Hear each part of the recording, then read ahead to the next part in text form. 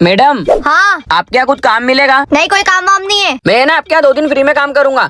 अगर आपको जमे तो मुझे रख लेना, नहीं तो निकाल देना। 2 दिन काम पे रख लेती हूँ, फिर इसको भगा दूंगी। ये कपड़ा पकड़ और काम पे लग जा। ठीक है।